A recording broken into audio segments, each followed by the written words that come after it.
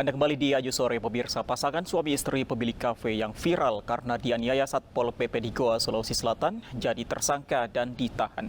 Mereka dijerat Undang-Undang ITE karena diduga menyebarkan berita bohong terkait kehamilan sang istri. Santai Pak, orang lagi hamil Pak. Astagfirullahaladzim, ulang. Astagfirullahaladzim, tunggu saya. AM dan NH, pasangan suami istri pemilik kafe ini terpaksa ditahan di Polres Goa, Sulawesi Selatan. Mereka menjadi tersangka karena diduga menyebarkan berita bohong yang meresahkan. NH sebelumnya mengaku istrinya AM tengah hamil saat dianiaya oknum Satpol PP. Ini panggilan kedua, jadi dalam kasus berita bohong yang viral di media sosial beberapa waktu lalu, ini sekarang tahap dalam pemeriksaan sebagai tersangka. Dan hari ini akan dilakukan penahanan. Ada berapa orang Pak? Jadi ada dua tersangka, NH dan AM. Jadi mereka sekarang ini telah dilakukan pemeriksaan oleh Tipiter, penyidik Polres Goa. Kasus bermula dari penganiayaan dialami pasutri pemilik kafe di Goa Juli lalu. Seorang oknum Satpol PP memukul pasutri tersebut saat menggelar razia PPKM. Saat dianiaya, sang suami mengaku istrinya tengah hamil. Akibatnya, oknum Satpol PP berinisial MH dihukum 5 bulan penjara. Sementara, pasangan suami istri menjadi tersangka karena dianggap menyebarkan berita bohong.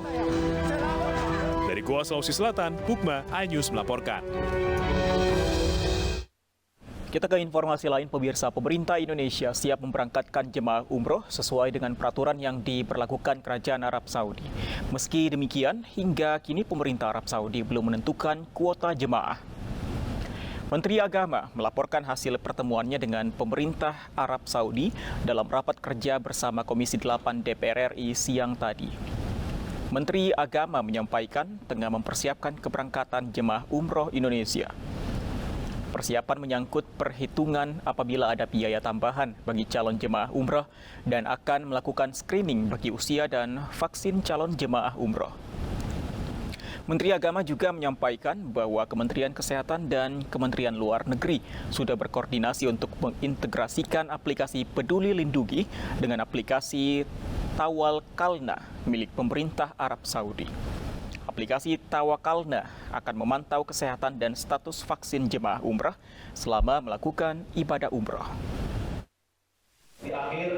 Sudah vaksin lengkap berapa, kita pilih dulu, belum menghitung biayanya. Kalau biayanya karena harus ada tambahan untuk PCR, harus ada untuk karantina, tambahan biayanya berapa, siapa yang harus nambah biaya kalau ada. Kalau kelebihan biaya, kelebihannya buat siapa? Kan begitu harus dihitung dulu semua. Ya kan, harus dihitung dulu semua, jadi sabar. Tapi yang paling penting bahwa suspend sudah dicabut. Artinya kita bisa menyelenggarakan kembali ibadah umroh.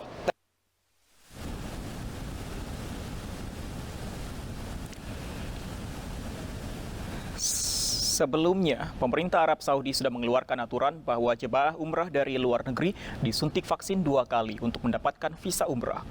Vaksin yang diakui oleh otoritas Arab Saudi bisa langsung melaksanakan umrah. Tes PCR dilakukan setelah menjalani karantina selama 48 jam. Jika dinyatakan negatif, jemaah bisa langsung umrah.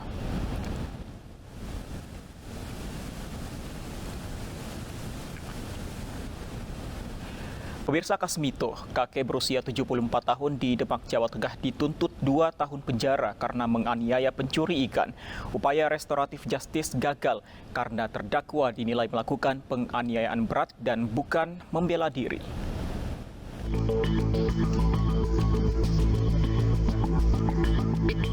Kasmito, kakek berusia 74 tahun menjadi pesakitan usai membacok seorang pria yang diduga mencuri ikan di kolam yang dia jaga di Desa Pasir, Mijen, Demak, Jawa Tengah awal September lalu. Permohonan restoratif justice atau penyelesaian perkara di luar sidang terhadap kasus Mbah Mito ditolak. Kasmito kini menghadapi tuntutan 2 tahun penjara karena jaksa menilai Kasmito telah melakukan penganiayaan berat dan bukan membela diri. Melihat pencurian di kolam yang dia jaga, dan fakta hukum, fakta di persidangan kan menyampaikan Mbah Minto itu sebelum melakukan bacok itu duluan di setrum. Ada upaya membela diri di sana. Jadi sangat melihat kalau Mbak Minto dengan usia yang sudah lanjut usia ini akan menjalani masa tuanya di Bui. Sebelumnya seorang pria ditemukan warga tak berdaya pada 7 September lalu dengan luka di lengan dan leher. Setelah diselidiki dan pemeriksaan saksi, dugaan pelaku mengarah kepada Kasmito yang lalu diamankan polisi. Sekitar sebulan setelah peristiwa, Polres Demak menerima laporan dari pemilik lahan yang dijaga Kasmito yang melaporkan pencurian ikan yang terjadi saat peristiwa pembacokan. Sementara kondisi korban penganiayaan Marjani, warga desa Wonosari, Kecamatan Bonang, masih belum pulih. Menurut pihak korban, tidak ada upaya yang dilakukan pihak Kasmito untuk menyelesaikan kasus secara kekeluargaan. Selain dituntut 2 tahun penjara, jaksa juga menuntut Kasmito untuk membayar biaya perkara sebesar Rp5.000. Kasus ini menyita perhatian masyarakat karena usia terdakwa yang sudah tua namun terancam penjara. Sementara polisi dan kejaksaan menyatakan proses hukum Kasmito sudah sesuai prosedur. Dari Demak, Jawa Tengah, Sukma Wijaya, iNews melaporkan. Pemirsa, lalu apa pertimbangan jaksa dalam menuntut Kasmito dengan 2 tahun penjara? Bergabung bersama kami ada Pak Suhendra, Kepala Kejaksaan Negeri Demak. Selamat sore Pak Suhendra. Selamat sore Mas Pandi, terima kasih atas undangannya. Baik, Pak Suhendra, ini kuasa hukum Mbak Kasmito menyatakan bahwa sebenarnya ada upaya penyetruman oleh korban pada saat dipergoki oleh terdakwa dalam peristiwa dugaan pencurian tersebut. Apakah pengakuan dari Mbak Kasmito ini tidak bisa meringankan tuntutan dalam persidangan? Baik, terima kasih Mas Pandi. Nah, pada kesempatan ini mungkin dapat kami klarifikasi kembali untuk menerangkan kepada publik dan masyarakat agar tidak simpang siur. Jadi pada saat itu berdasarkan hasil fakta yang di persidangan, ini hasil fakta di persidangan Mas. Jadi tadi juga disampaikan oleh penasihat hukum terdakwa katanya fakta di persidangan. Nah ini fakta di persidangan juga yang disampaikan oleh jaksa, laporan jaksa saya kepada saya. Dan saya tentu percaya bahwasanya di fakta persidangan itu sama sekali korban tidak pernah melakukan penyetruman kepada terdakwa. Bahkan pada saat itu, ya korban yang sedang berada di lokasi kolam itu di bawah, itu bahkan alat tangkapnya itu masih di situ, masih dia persiapkan. Nah kemudian datang Pak Kasmito secara mengendap, diam-diam, dan bahkan sempat menggembosi ban sepeda motor korban. Setelah kempes, kemudian mendekati korban, dan tanpa ada peringatan terlebih dahulu, langsung menebas leher korban. Sehingga leher korban itu tembus ke dalam hingga hampir ke urat besarnya, Mas. Itu kalau kena sedikit lagi, tewas di tempat. Nah kemudian korban pada saat itu sudah berteriak beliau dalam bahasa Jawa itu sudah meminta ampun, kulo melu urip mbah.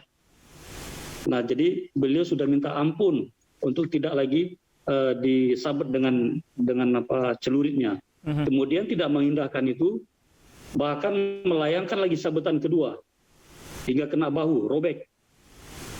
Dan ini tergolong ke dalam penganiayaan yang berat, Mas. Jadi penganiayaan berat seperti ini yang harus masyarakat tahu. Jadi tentunya kan tidak boleh kita memang pencurian itu salah. Kita menyadari sama-sama bahwa mencuri itu adalah perbuatan salah. Nah, tapi untuk menghalau itu kan kita bisa melakukan upaya-upaya lain tidak dengan kekerasan. Jadi hingga kita harus main hakim sendiri. Baik Pak Suhendra, berarti memang terbukti bahwa ada upaya pencurian dalam peristiwa tersebut. Dalam persidangan ada upaya pencurian tersebut, apakah tidak meringankan tuntutan kepada Mbak Kasmito? Benar Mas. Jadi tuntutan yang 2 tahun ini menurut pendapat saya ya, ini sudah pantas dan wajar menurut pendapat perasaan keadilan masyarakat. Jadi saya tidak hanya mewakili korban yaitu saudara Marijan, tapi tentu juga saya mewakili perasaan keadilan masyarakat secara umum. Bagaimana kalau perbuatan membacok seperti ini dibenarkan? Ini tentu akan berakibat fatal bagi ketertiban umum, Mas. Kalau menurut kuasa hukum dari Mbak Kasmito ini, terdakwa 2 tahun ini tidak sesuai dan tidak manusiawi begitu untuk terdakwa yang sudah berusia lanjut. Kalau dia menjalani 2 tahun ini, nanti usianya akan mencapai 77 tahun, Pak Suhendra. Nah, ya baik Mas Pandi. Jadi tolak ukur tuntutan 2 tahun ini akan menjadi pertimbangan bagi hakim nanti. Bagaimana suasana batin di persidangan atau fakta yang terbukti di persidangan. Nanti di sana mungkin ada muncul hal-hal yang meringankan dan hal-hal yang memberatkan. Nah, untuk yang 2 tahun tadi kami sudah mempertimbangkan semua pertimbangan baik sosiologis maupun yuridisnya. Kan ancaman hukuman untuk penganiayaan berat seperti ini maksimalnya itu 5 tahun, Mas. Dan kita kan tidak menuntut 5 tahun itu. Dan pertimbangan kita 2 tahun. Tentunya juga nanti hakim akan mempertimbangkan mungkin hal-hal seperti apa yang disampaikan teman kita dari penasihat hukum terdakwa. Tapi kita juga harus bersimpati kepada korban yang memang dia pencuri, tapi keadilan, dia mencari keadilan juga yang memang harus terpenuhi. Jadi tadi pengacaranya korban juga sudah mengatakan ini Mbah Mito malah tidak ada berinisiatif untuk minta maaf. Tidak ada upaya untuk berdamai. Baik, Pak Suhendra, sebenarnya dalam persidangan, apakah terbukti ada alat penyetruman yang dibawa oleh korban? Nah, di dalam fakta persidangan memang ada, Mas. Jadi di lahan itu sudah ada alat setrum, ya. Kemudian juga sudah ada ikan hasil dari setrumannya itu. Nah, mungkin patut juga kita ketahui alat setrum yang dimaksud itu bukan alat setrum bertegangan tinggi, Mas. Jadi setrum ini kan dicelup ke air. Baik. Yang hanya radiusnya itu mungkin hanya berapa sentimeter kali itu. Mungkin jangkauannya hanya setengah meter. Karena kalau tegangan tinggi dia juga bisa mati ke setrum. Pak Suhendra, kami konfirmasi alat setrum tersebut tidak digunakan korban ke Mbah Minto. Tidak pernah terbukti di persidangan seperti itu. Nanti boleh dilihat pada saat putusan pengadilan. Jadi akan digunakan untuk apa sebenarnya alat setrum itu, Pak? Alat bukti tadi untuk menerangkan bahwasanya memang korban memang telah masuk ke area itu untuk menangkap ikan. Dan di dalam untuk menyetrum ikan itu ya. Jadi teknik menangkap itu dengan mencelupkan ujungnya itu ke air biar ikannya ngambang. Nah, tadi juga bisa dilihat sama-sama itu ada parang yang digunakan untuk membacok si korban tadi. Itu sangat mengerikan, Mas. Baik. Kalau boleh, Mas, saya perlihatkan gambar luka-luka ditimbulkan di sini. Mohon maaf, mungkin tidak di kesempatan kali ini, Pak Suhendra. Oke, baik. Baik, Pak Suhendra, terakhir apakah keterlambatan laporan pencurian ini, apakah ini berdampak dan menjadi pertimbangan dari pengadilan? Maksud saya, kasus ini dilaporkan adalah penganiayaan lebih dulu, kemudian kasus pencuriannya belakangan 1 bulan kemudian. Apakah keterlambatan ini juga menjadi pertimbangan? Baik, Mas Pandi, ini perlu kita klarifikasi di sini. Tidak seperti itu. Jadi tidak ada perkara yang didahulukan ataupun yang ditinggalkan. Jadi laporan polisi yang masuk pertama itu adalah masalah pembacokan ini, Mas. Yeah. Jadi terdakwa itu sudah diketahui masyarakat banyak itu berlumuran darah. Dan pada saat itu kemudian setelah korban ke rumah sakit langsung melapor ke polisi.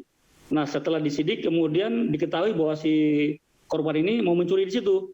Sudah ada ininya, alatnya dan hasil ikannya itu. Nah, kemudian barulah diproses pencuriannya juga.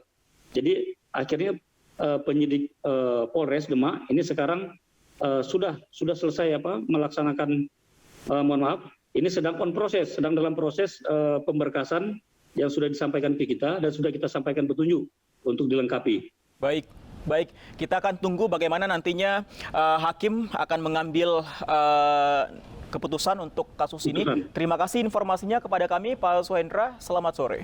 Baik. Pemirsa, perwakilan buruh se-Jawa Timur kembali berdemonstrasi untuk mengawal penetapan upah minimum kota 2022.